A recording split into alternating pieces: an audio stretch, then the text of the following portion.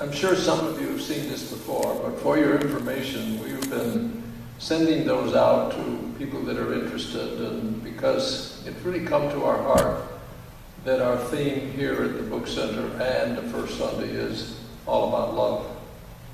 And because you'll see that those performers were really, Bob Becker just kind of gathered people who were available and did some interviews, quite a few, to make that short video. And of course we have our own academy, so I had to make a vote and ask people, well, who can we give our award to? And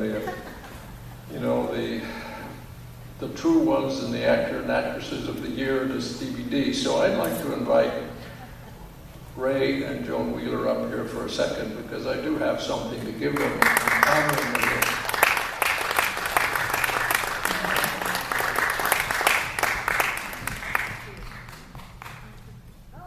As you probably have gathered by now, our theme, and really always has been, Swami, everything, is not you first, Ray first. He's the guy that really said it. Okay. He's the guy that really said it. At the end of that DVD, it really hit home, because he's always known him for quite a while. Wherever he is, he's always acts and does and really lives the teachings of love. So for you, turn around.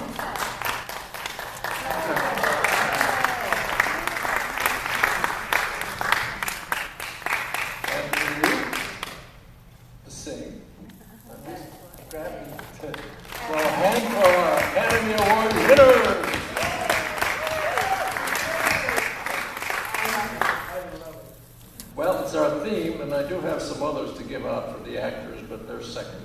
You guys win. No one's second. See? That's what he always says.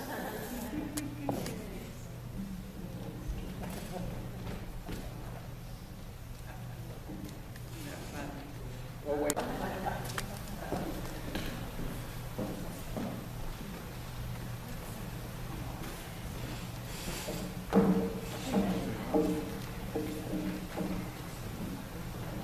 Sairam.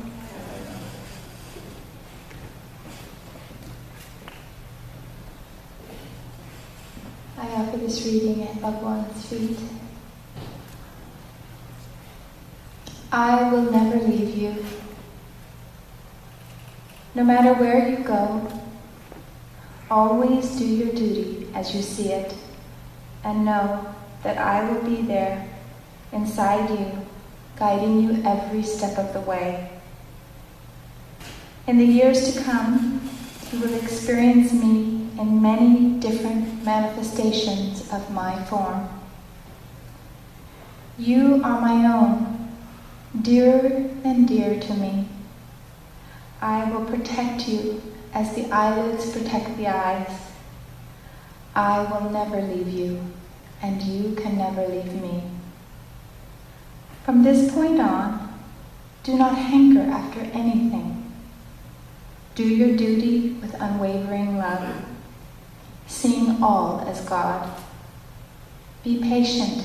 In time, everything will be given to you. Be happy. There is no need to worry about anything. Whatever is experienced, whatever happens, know that this avatar willed it so. There is no force on earth which can delay for an instant the mission for which this avatar has come. You are all sacred souls, and you will have your parts to play in the unfolding drama of the golden age which is coming. Sairam.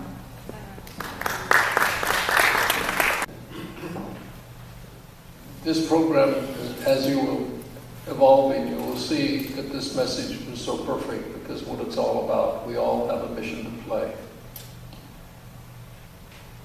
An important play in bringing about this golden age, and each one of us is just as important as the next.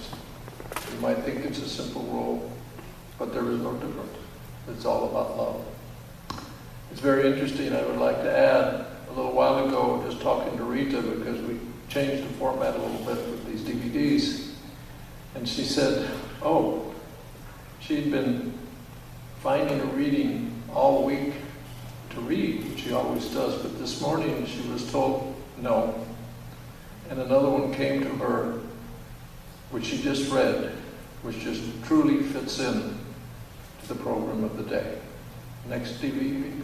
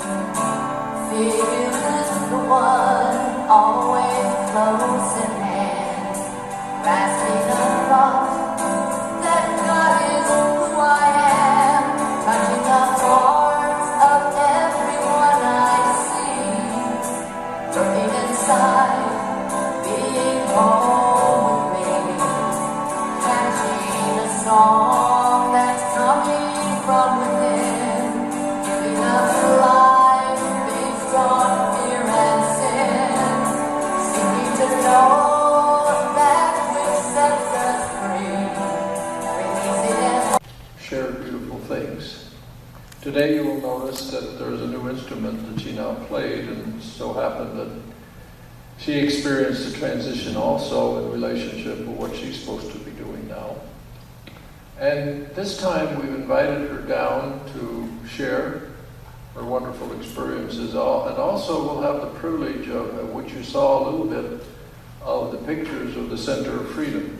I've been fortunate to be up there 3 times, and once John Goldthwait and myself went up and shared a divine seminar with about 50. It was a fantastic experience for all of us, but we're not here to share that. We're here today to listen to Linda on the instruments she plays, to find out her story, whatever she feels she should be telling us, and I'm asking her to tell us a little bit more about the Center of Freedom, because it is really, there's many special places around, but the role they've been playing to help so many people has been outstanding. So please welcome LindaGallagher.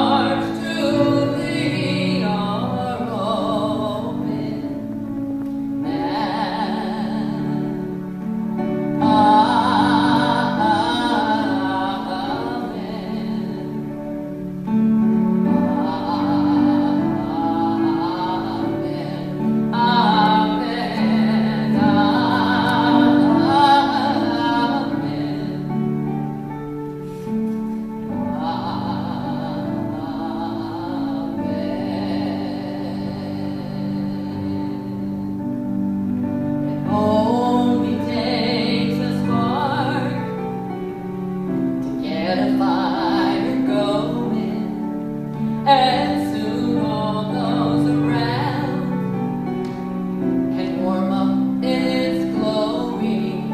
That's how it is with God's love. Once you've experienced it, you spread His love to everyone you want to pass it on. You want to pass it on.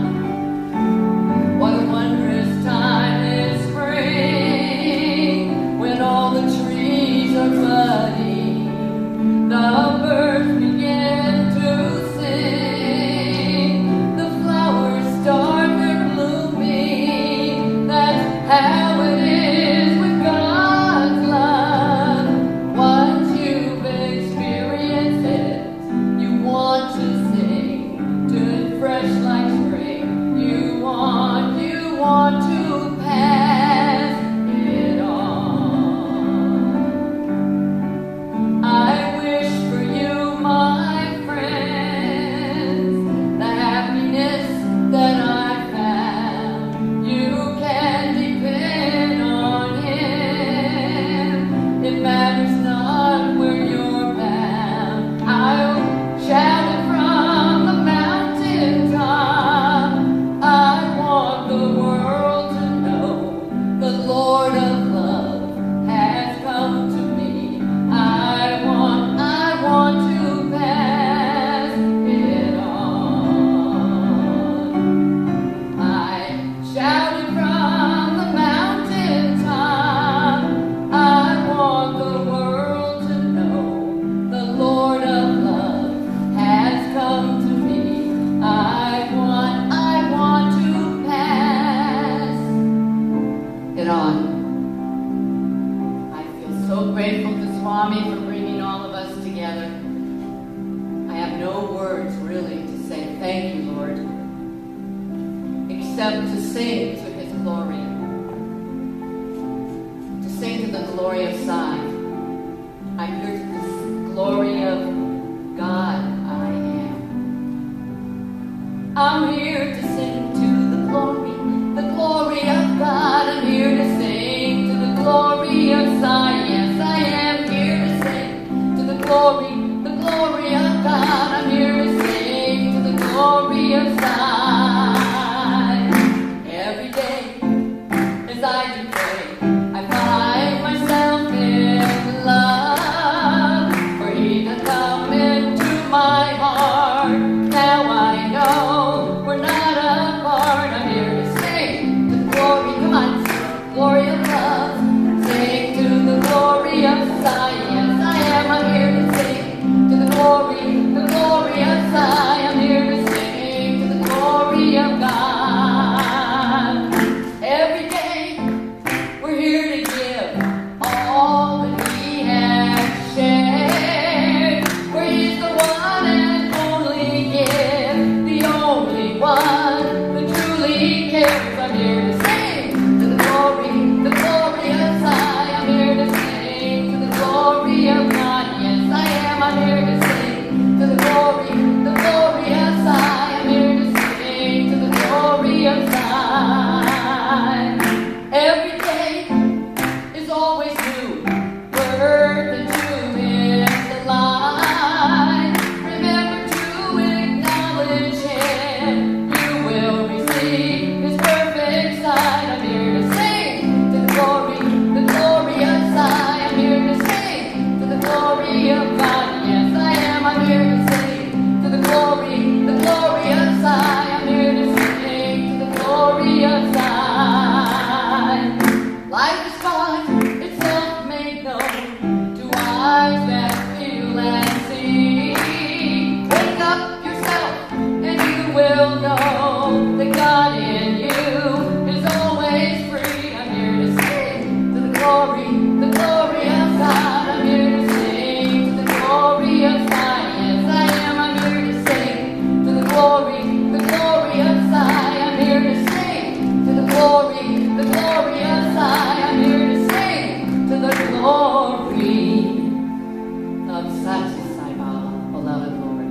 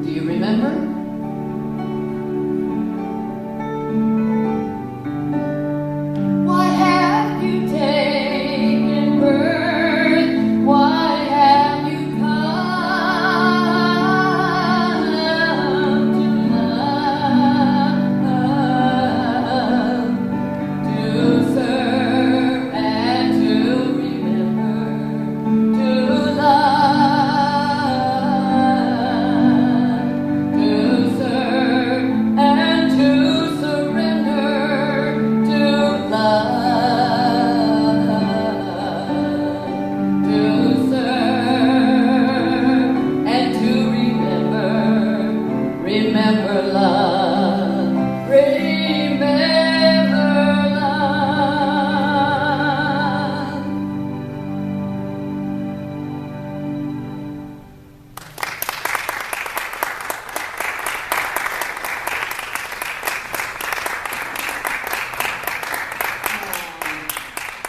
John Brown.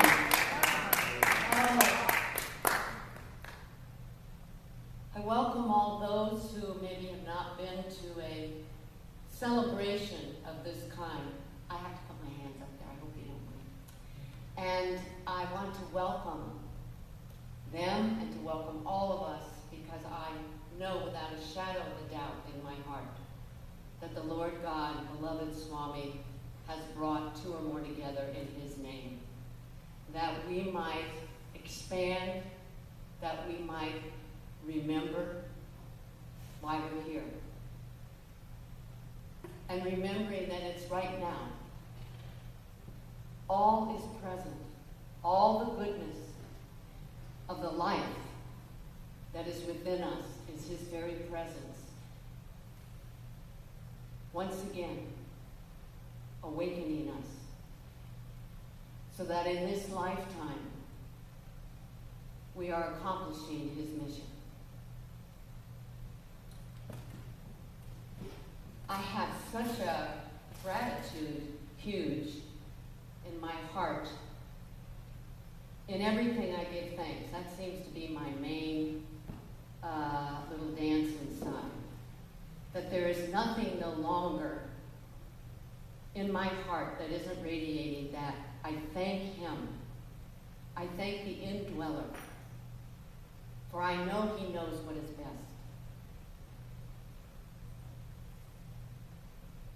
I want to share a couple things that over the years, I have a lot of stories like we all do.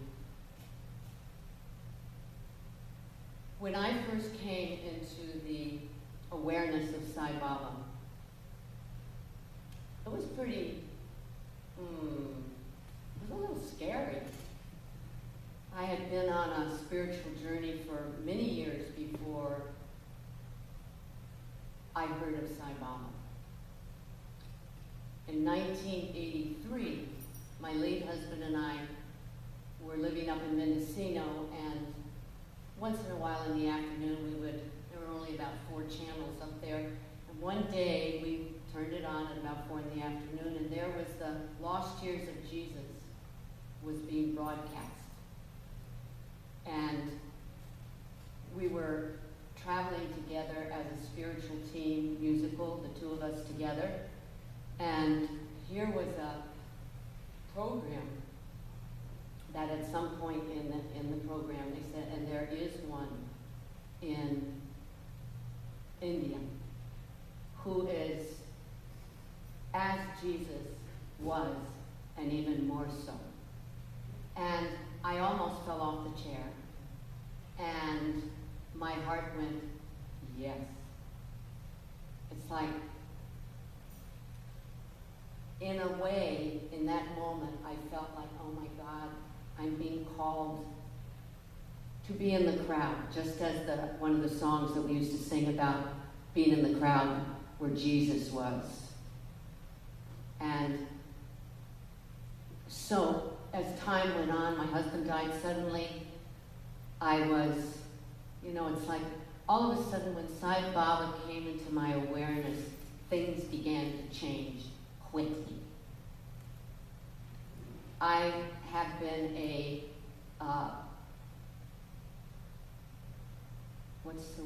yearning, longing. I've been longing for God to break me open from the inside out. So I was a meditator and a student of truth. And I was into service for many years. In 1988, I began starting to have these inner experiences, which were a little very different in the middle of the night. And I kind of want to give you just a little tiny background of how this omnipresence Satya Sai Baba is omnipresent, and began to break through into my awareness because something in me was yearning to complete why I came in this lifetime. So, one of the happenings that I experienced is I started going to India to be where Sai Baba was. And I came back from my second trip. It was all very strange because I came from I don't want to say a Christian background, a Catholic background, but that kind of, I was a student with Joel Goldsmith of The Infinite Way. So it was a deepening and a listening to the Bible in a mystical translated way. So it's like all of that was working in me, and here I find myself in a situation and it's like, I don't know, and yet something inside of me was so alive with what was happening. When I came back from the second trip, I was not real content with having gone to India, yet I was definitely prompted to get on the airplane to go be Sai Baba. I mean, Sai Baba. And I come back, and there was a lovely Sai Baba center, not that far away from where I was living, and I would go there on Sundays to kind of get into the thing and the Indian way and the singing and all of that, and I didn't connect with most of it, but there was something I did connect with. I can't even really put into words. It was a feel inside. So I came back over to this house one day, and I asked if I could go up in the Sai Baba room. And I was really ticked off.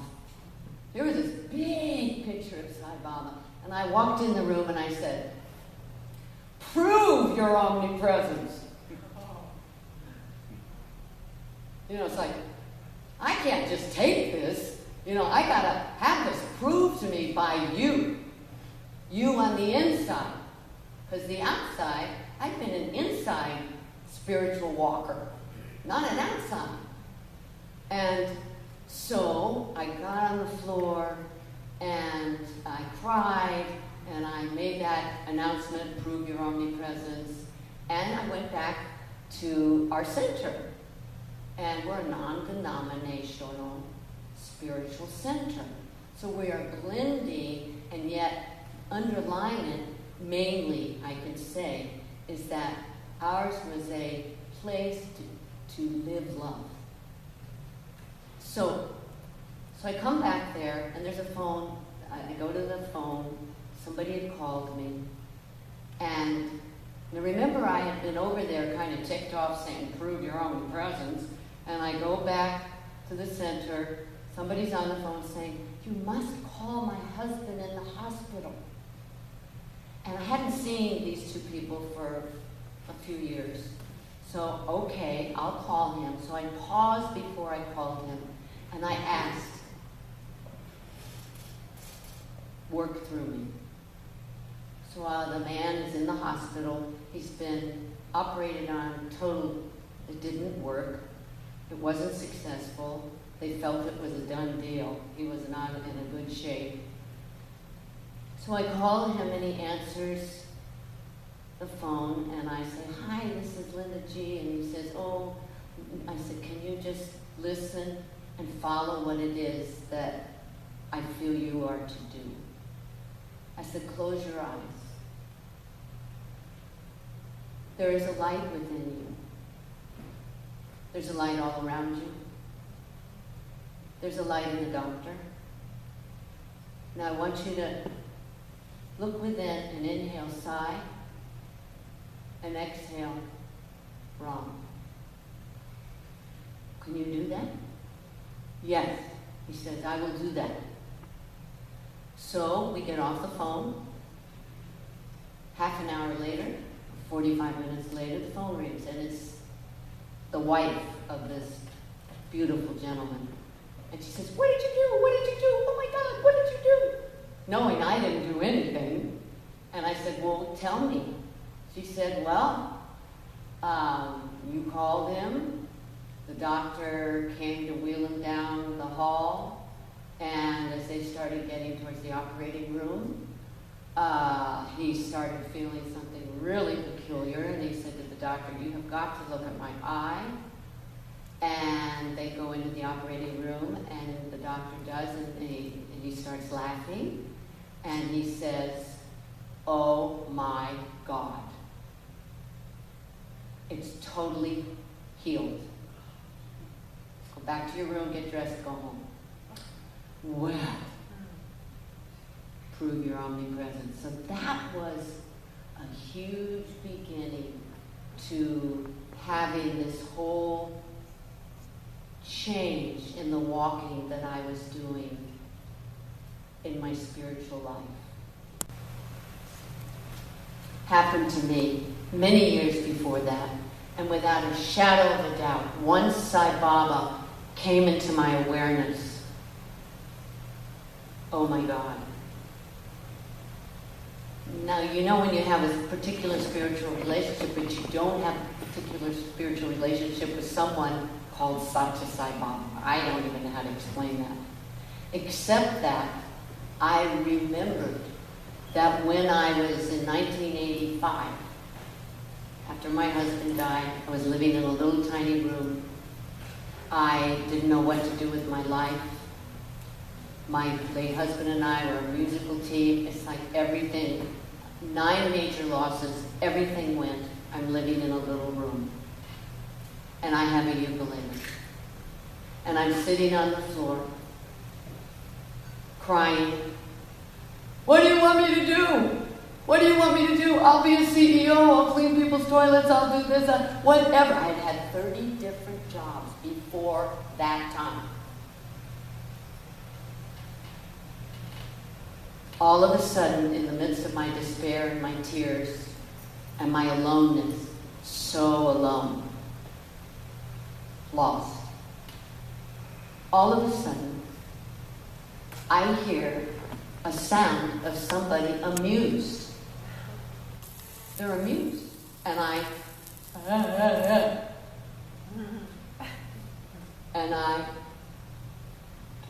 turn around because there's somebody in this room, this little tiny room with me. And all of a sudden, it said, you know how to get a job. What you don't know how to do is trust in me. 2 days later, the same voice said, do not promote yourself. They will all be brought to you. It was the beginning of true surrender. So, as the years went down, and my first time that I went to see Swami, I wrote him in 1988 a letter.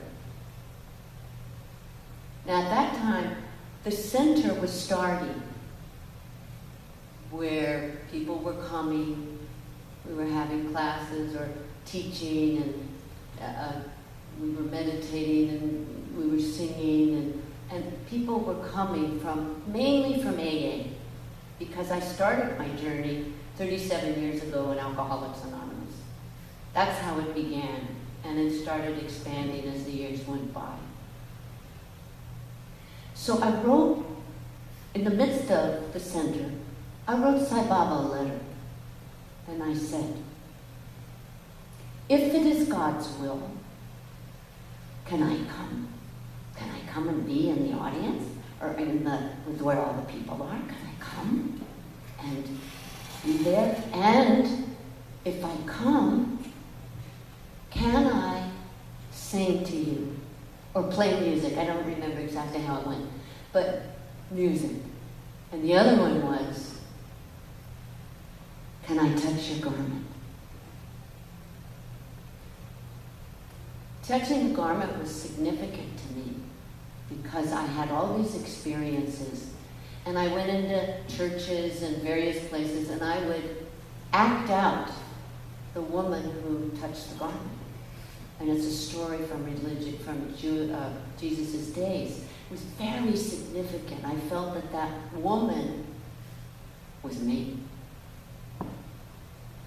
I had 20 years of severe back problems, 3 automobile accidents and a motorcycle accident. And for 20 years, I couldn't sit on the floor. I could hardly sit in a chair. So I wrote him and asked those 2 questions. Well, that was 88. And in 91 Christmas, I get the call. Oh my God. So I went over there with Joy Thomas's husband. And music, I was asked to be the lead musician for Christmas. And that happened. So I'm singing. That was my question in the letter. And he's right in front of me. When the music was over, he comes walking forward. The woman with me, who was the lead of the directing the music, grabs me and says, "Come." I have no idea what's going on. In fact, I was a wreck. Very nervous. Lots of people.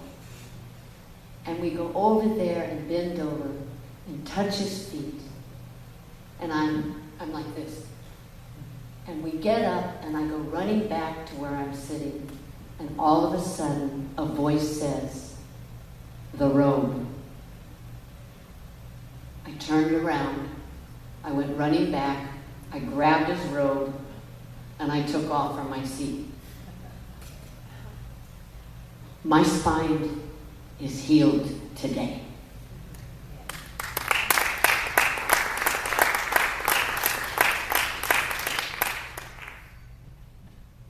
There are so many things that I could share with you in regards to what has happened. What I do know is that through that particular experience, I discovered something that was really important. And it was another song that came to me that I do want to sing so you can hear that and take it in and sing it with me. It's all about faith. Before Swami appeared, I didn't know that I was a doubting Thomas. I really thought that, yes, I was improving, yes, I was expanding, but I had a lot of doubting, denial of universal basic truth, DOUBT, denial of universal basic truth. And I didn't know that. So this past, I just want to sing it, have you sing it with me. This past winter, our winter retreat for the center, all of a sudden I heard this because the music that's come to me, there's no doubt that the Lord is talking to me, and all of a sudden I hear it. I don't think about writing the song. I don't think about the music. All of a sudden it just appears. So, it is faith that makes you whole. It is faith that makes you whole. It is being sure when you cannot see. It is faith that makes you whole. It is truth that sets you free. It is truth that sets you free.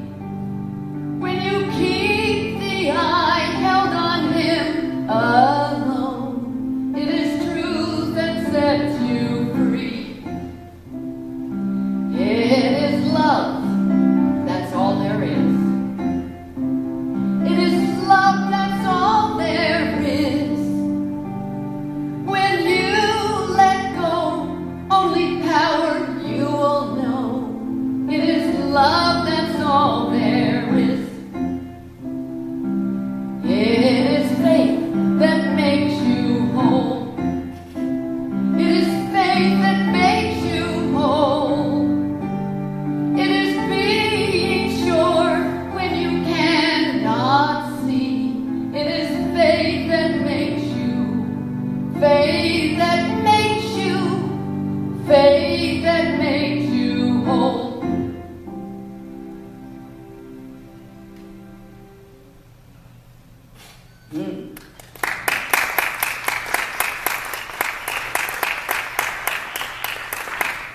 We are living in Martinez, California. Currently, we've been a Center of Freedom for almost 25 years. We're going into the 25th year. We lived 9 years in a very small situation. And we're now almost 16 years on 2.5 acres. We were literally led early one morning, coming out of the other place. We were going to go to Starbucks early in the morning. And all of a sudden, I heard, turn.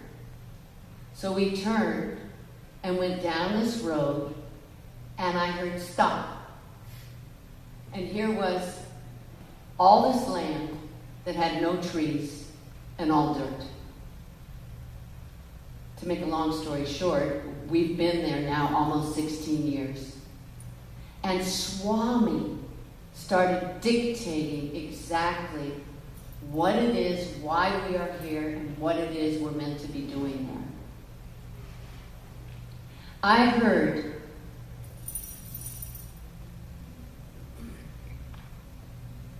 lemonade. I'm giving you a couple lemons. Now make the best lemonade that you know how. And the other one was 2 things that were told to me. This comes from within. Was Om Sai, what?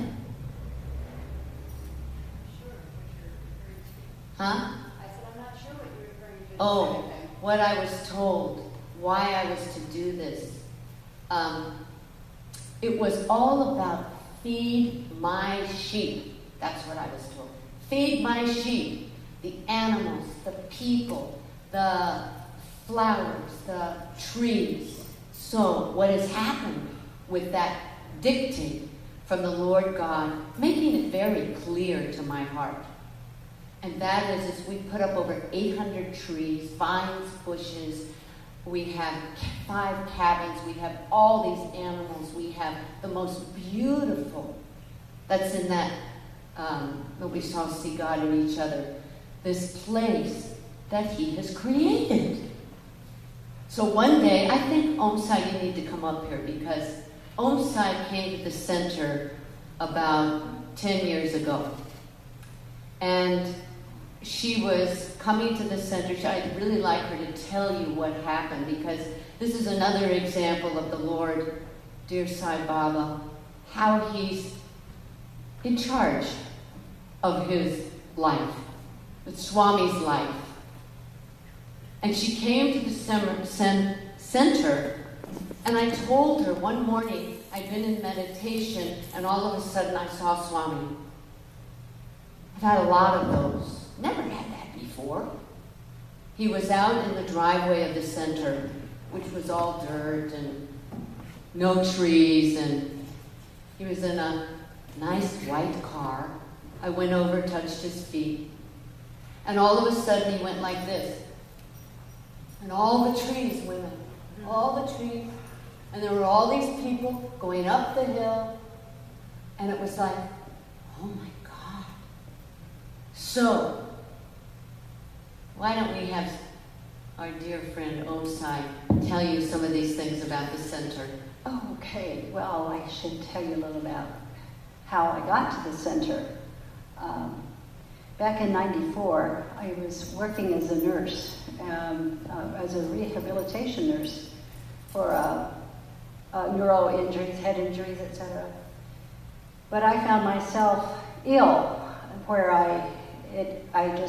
the whole world changed upside down, where I could no longer work. Didn't understand what the issue was. I was going through neurological tests, all kinds of things, and there really wasn't anything organic. But I also found myself having just the strangest experiences that I just could not explain. And I found myself rejecting, resisting what was happening. I just didn't have an understanding whatsoever. And at the time, too, there was a lot of stuff in my life that I started drinking. So, and the drinking really did become a problem. So I came in the door through Alcoholics Anonymous. And then I found that I couldn't even go to meetings. I couldn't drive. I was just having these experiences where I would just be passing out and didn't understand, and would be going into these different like psychic experience. I would be seeing things. It was just going crazy. That's what I thought was happening here. And then I met this one doctor. She was actually from Russia, and she actually helped me through the process and realized that I was having some of these are really spiritual experiences that I just didn't have a clue what was happening. And then she started introducing me to Eastern thought and different religions, and it was just starting to open me up, having me understand a little bit more. But in the midst of all this, she kept asking me, "Have you met them yet?" And I said, "Who's them?" She kept saying that I would be reuniting. She was a seer, sage actually, and she said that I would be reuniting with some people I have been in the Christ life with before. And this was back in '94. And then in '96, I was directed to go to this place. I had heard about it. It was called the Center of Freedom. But at the time, I wasn't driving. I was not allowed to drive because I would have these episodes, and the doctors had thought that they were epileptic seizures.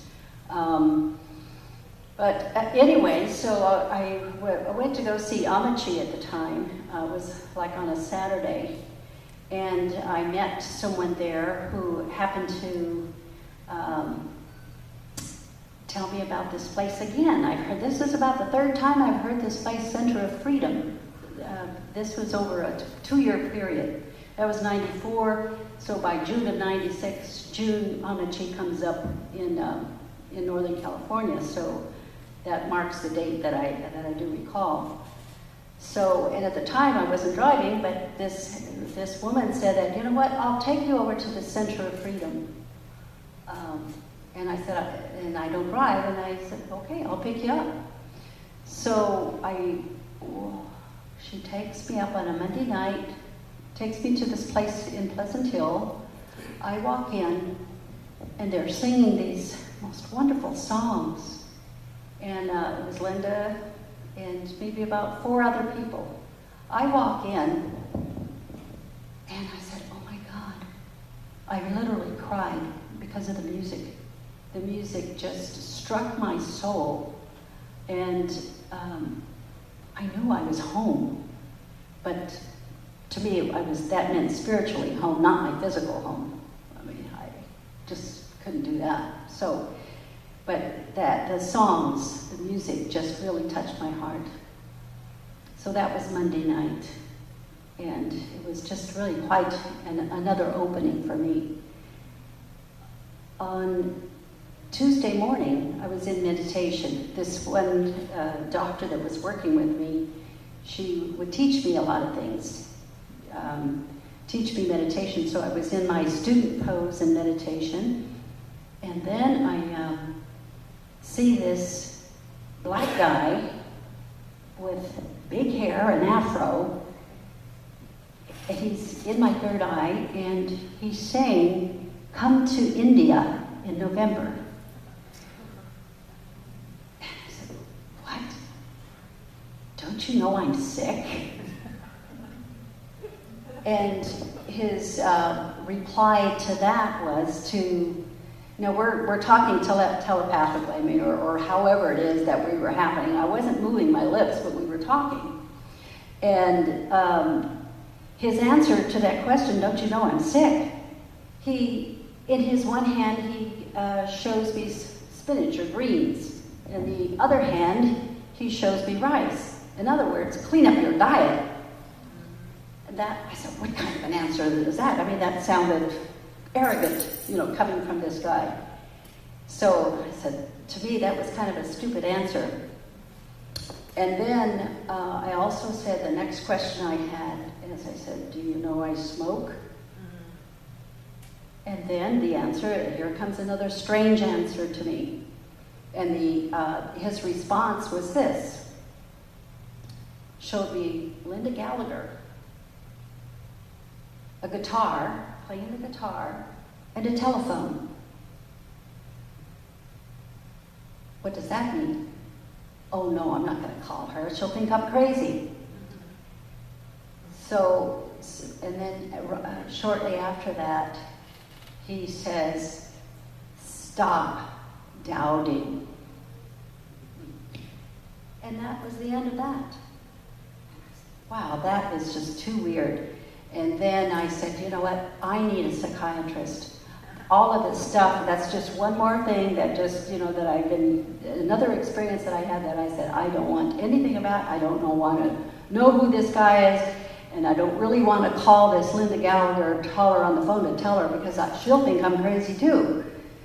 So, but I also felt like, well, that was the message. So, meanwhile, I called Linda, looked up her number, and telling her that there was this black guy with big hair, and I said, I think you had a picture of him at your place. I saw it the night before. This was a Tuesday morning. So I said, okay. So I called her, and meanwhile, she was, you could tell him what was on the other side. I was praying to Swami about what is it that I am hearing. Are you saying to come to India? And I said, I decided I'd make some deals here. Well, I'll come as long as it's not in November. She doesn't like crowds. So I was terrified of his birthday and the millions of people. Okay, so I was finished with that. Now I didn't even have to see her again, because I am not going to go back there ever again. I just don't want any more of those kind of experiences.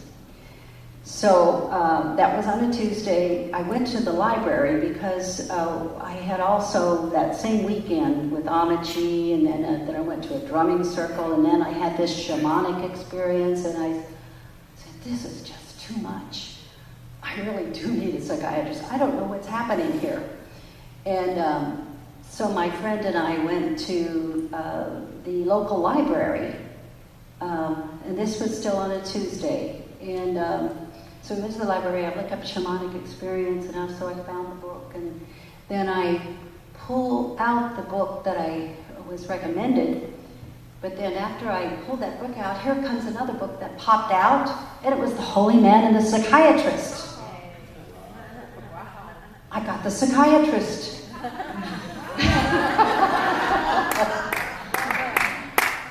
And then I said, the guy, the black guy with the big hair, that's him. That's him.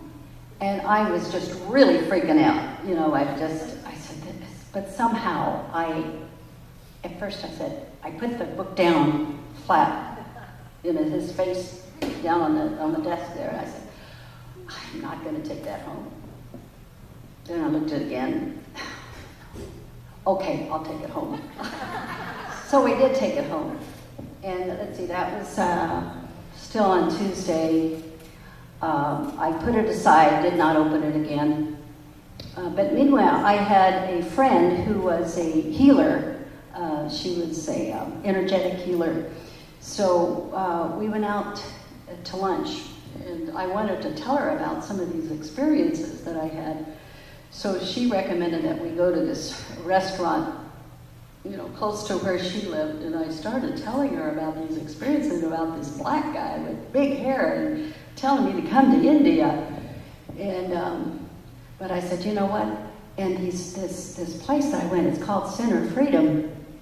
It's just around the corner from you. A few blocks, you can even walk to that place. But you know what? I'm never going to go back there again. But I want to tell you where it is, and I'll give you the phone number if you want to go, but I'm never going to go back there. So here we are, sat down, and it was actually a Chinese restaurant, a place I had never been before. But as soon as I was saying, I'm never going to go back there, who walks in the door but LindaGallagher and a lady named Marge. And I said, oh my God. So they came to the table. Are you going to go to India with us? And I politely did not respond, because in my heart I didn't want to say that, you're crazy, I'm not going with you. So, that big guy with black hair, I don't even know who he is. So, that maybe within 48, 72 hours, I'm at home in my condo, and that book fell on the floor. Okay, so I pick it up, and I open it, and it told me who he is. What Sai meant, Sai, Baba, my father. And something happened. I just dropped everything. Oh my God, you're here. My father is here. I just had no doubt. I don't know what happened in that moment, but my heart, my eye, something just changed inside. He was here, and I had no doubt. My father is here. So naturally, November of '96, I go. We went to India. So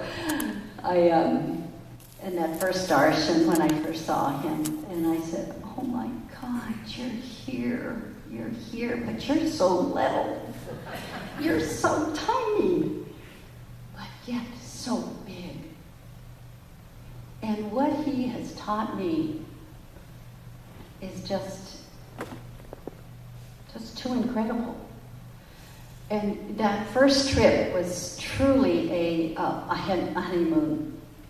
Even on the airplane going to there, I could smell the fragrances there were the flowers, whatever the fragrance was. It was just wonderful. Everything was just a honeymoon. That was '96. I went back in '97 because he said to come to India in November, so I consequently, I thought that meant every year I would go in November, so it really did happen that way. So '97 I go back, oh no, honeymoon is gone. Bye-bye. It was the hardest trip I have ever had. And at the time, here I said this again, I'm never gonna go back there. But I actually got stuck there. I got sick. Being a nurse, I was planning to, in '96, I actually met some of the medical people, and I was planning to work the Western Clinic. But when I went back there to start, I actually got sick. So I ended up staying there and ended up being a patient at Dr. Rao's place. Ayurvedic medicine. So I had the Panchakarma treatment, and then I could not get back to the States. I actually ended up staying there for at least 3 months. Before that, I would have to say that when I went back to the States right after '96, I had Sai Baba pictures all over my condo. I could not stand not seeing him. I had to see him everywhere. And then '97, when I was there, still had that honeymoon flavor happening for me, but no, it really was gone. And every time I looked at his picture, it was like he had his finger at me in my face, shaking. No, no, no. Not there. It's inside. I'm inside. Look for me inside, not outside. Not my form. I am within you. So, I didn't really get that so much, not until I finally got back to the States. And that's when my inner journey began. And so things started to unfold. I was learning so much through the center. And one of the things that I did get from that first trip were a few things from Sai Baba that I just really held on to. The first thing was the Gayatri. I learned the Gayatri right away. And then the name. You know, I was already calling him my father, but now I can call him my Baba. And the name took me there right away. So I still use the name today. And it could take me into that place in my heart, this flame in my heart. That's where he lives, as a flame. And this flame I can now recognize as one that's in everyone. And this 1 + 1 + 1 + 1 + 1 is only 1. And this, he has given me a different perception where I could not see. You know, in this song that she sang, the faith song, it's being sure of what you cannot see, not with the physical eye, but with this eye that's in my own heart, this flame that just sparks when I could recognize that flame in you. And it's only by the grace of Sai that is. So the center, so I'm back at the center. One of the other things that he did give me that first trip was the Gita Vihini. And that became my Bible. I just absolutely love that. It taught me so many things. And there were a few pieces in that Gita Vihini that I'd share with my sisters back at the center. We used to do these truth reminders. And there was two of them that just really meant so much to me. And that's Everywhere I Look, I See Only God. And that wonderful song that she put the melody to it, and it's just wonderful. And the other one was, Once You Start Thinking Only of Me. So those became the practices that I find for myself are part of my survival kit. And this coming back to the center, then I was introduced to the Joel Goldsmith, which was did not interfere whatsoever with the Gita Vihini. It was teaching me the same thing, and I realized, well, it's saying the same thing, but in a different way. So it really became the teachings of truth. So I would call her Satya and Marge Prema, and I realized those two things, they're not separate. Satya and Prema, truth and love, is one and the same. So back to that one thing that she was talking about with the vision of Sai Baba. I would go back every November, including after September 11th. Then I find myself, when I went there myself, every time I went to India, I had this thing about smoking. It would just leave me. But after September 11th, when I went to India by myself, I really wanted to stop smoking, but never come back to the States. I really felt that that's what I was supposed to be. I'm supposed to live there. And I realized, uh-oh, I have to go back to the States. So I started smoking again. So I ended up calling her. The smoking got worse. And what did she tell me? She said, pack your bags and come to the center and detox. So that was 2002. And that's when I finally moved to the center. And that's when she had that experience where the Sai Baba is in the parking lot and he raises his hands and all the trees are grown up, and then something went off in me. Oh my God, I'm supposed to be part of that. So this is what I do. I end up helping with the land and preparing space for those who are called to the center, creating the space, helping create the classes that she leads. But I realized, this is really different for me. I had to drop my license finally. It was through a dream that Sai Baba said no, that would be a mistake to go back. Why don't you study bhajans? So that was part of that response that he gave me back in 96. Yes, to play the harmonium, and why don't you study bhajans? So she's teaching me a few things with the key. The keys on the harmonium, and I said, I'm not a musician, but giving up resistance was a big one.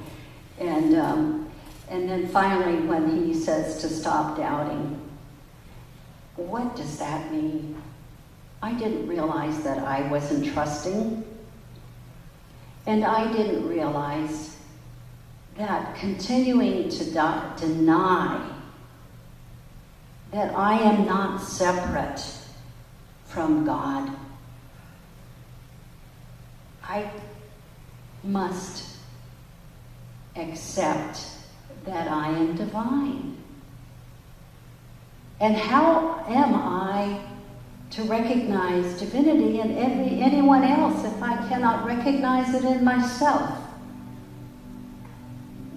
So I say, I'm so sorry. I really am one with you. That flame that I feel in my heart is my mother, is my father. I am one with thee.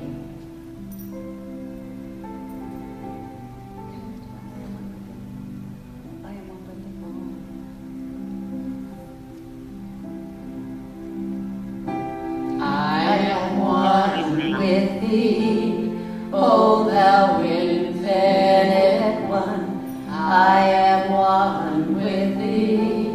O thou infinite one, I am one with thee. O thou infinite one.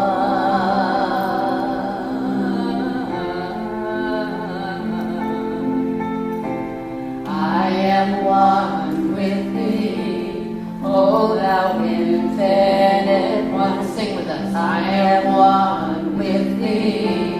O thou infinite one. I am one with thee. O thou infinite one.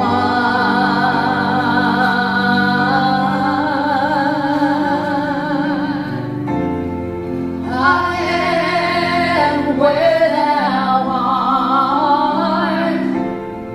I am what thou art.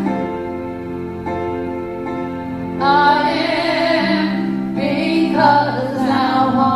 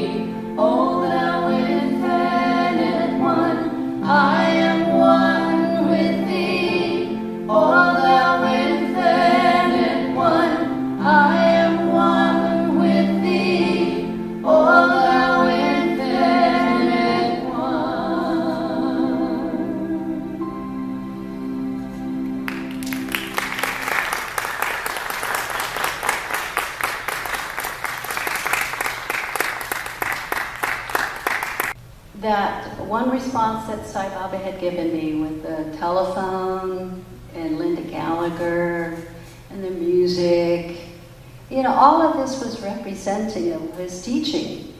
To be in satsang, to be in community, to sing his glory, to sing our glory.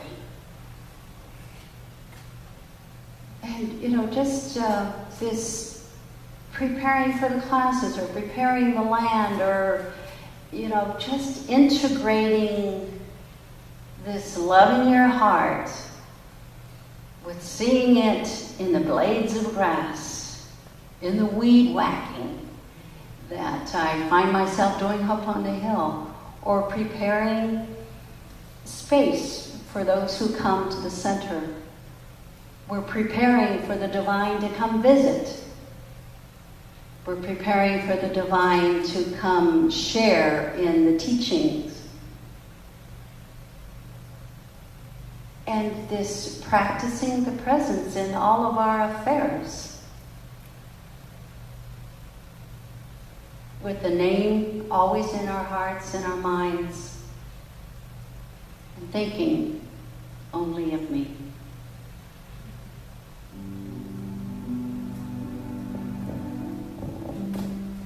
Walk with me.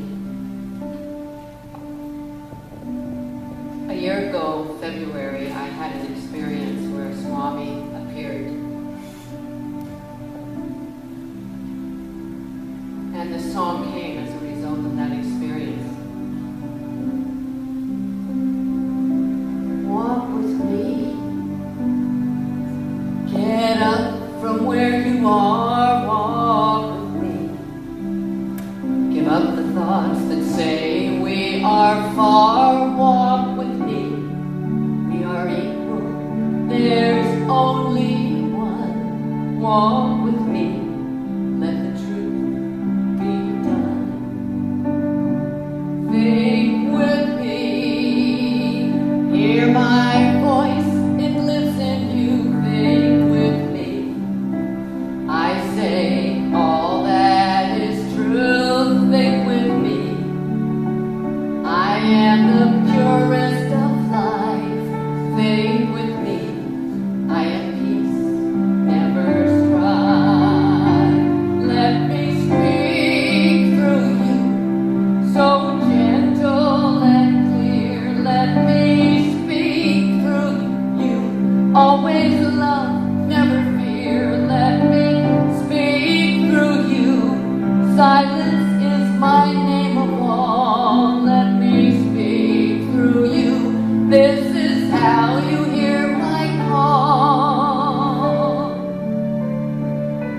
Act as me.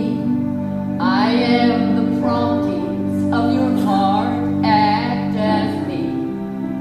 No, we are never apart. Act as me. Be free and full of light. Act as me. Alive with joy and might. So walk with me, blessed child of mine. Sing with me, know the freedom of my sign. It is at that moment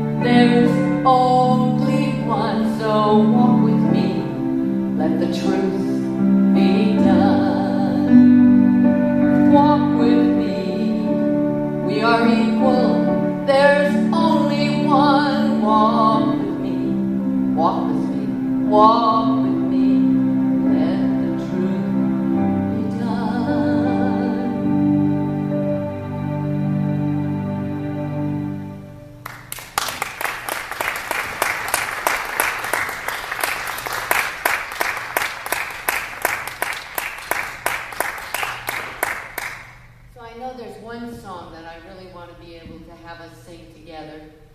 When I was in Australia, early times of going and being with Swami in India, I was given this wonderful blessed gift to go down to Australia and to be with Sai Baba devotees and we did retreat and we did music and we were together with all these wonderful Sai Baba devotees. It was just quite something. So I was staying in one town in Australia, and one early morning, I was walking along the water, and all of a sudden, he was singing to me.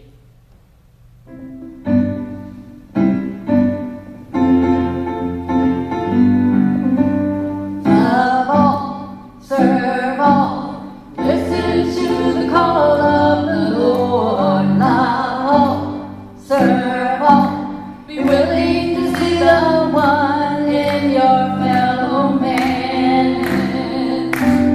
Every day we are asked to see the truth of life and all reality, to know right now that we are free. That's the way of the Lord. Love all, serve all, listen to the call of the Lord. Love all, serve all, be willing to see the one in your fellow man. Every morning when we open our eyes, life is filled with abundant surprise, just waiting for us to recognize. That's the way of the Lord. Here we go. Love all, serve all, listen to the call of the Lord. Love all, serve all, be willing to see the one in your fellow man. You and I are here to bring the light of science to everything, to let him be the song we sing. That's the way of the Lord. Here we go. Love all, yeah, serve all, oh, listen to the call of the Lord. Love all, serve all, be willing to see the one, willing to see the one, be willing to see the one in your fellow man. Be willing to see the one in your fellow man.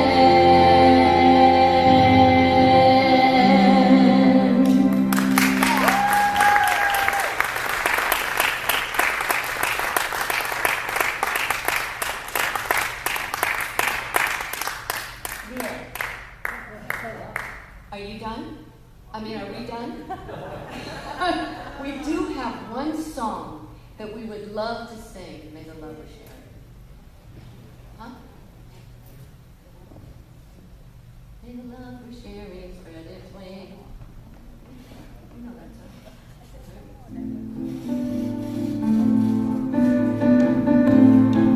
You've heard this.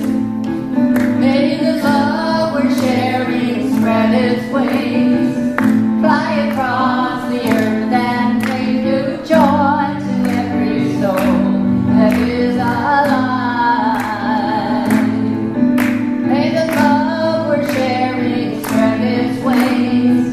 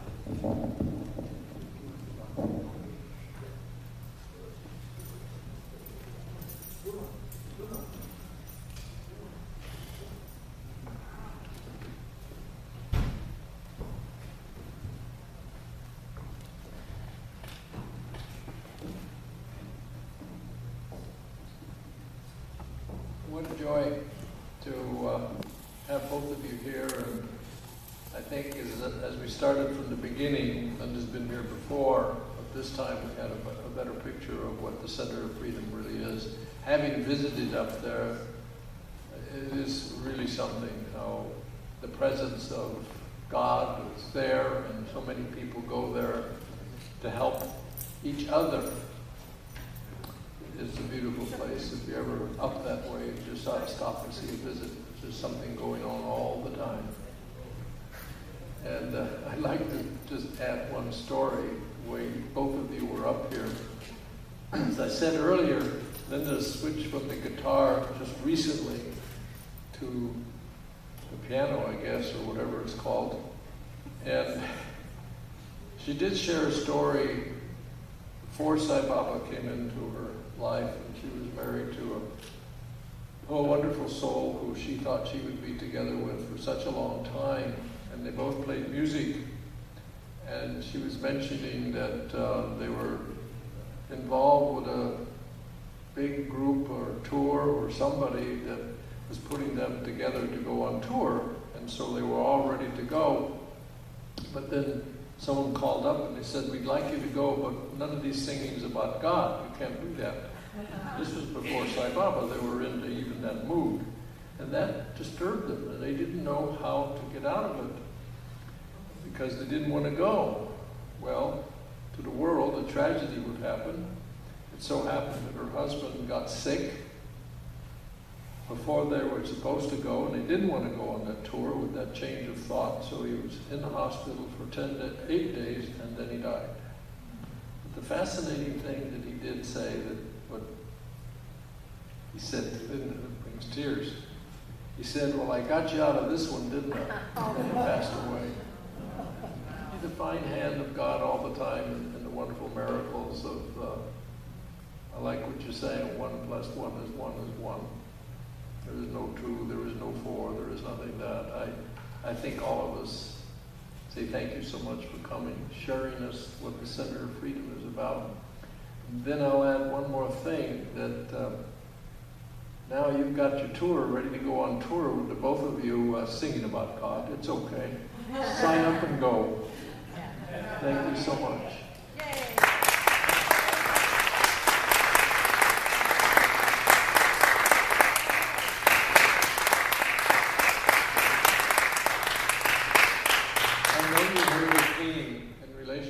That they're doing their mission up there.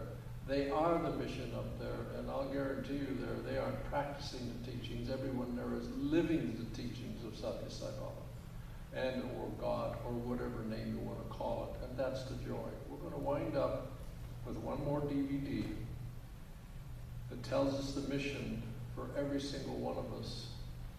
But since the passing of Satya Sai Baba 2 years ago, only a few days ago, on April 24th, I think it's very appropriate that we wind up with this DVD, which you might remember you've seen a long time ago. But it is really the truth. When he passed, the time of day to just tell each other, I'm practicing my teachings, I do this and I do that. Now is the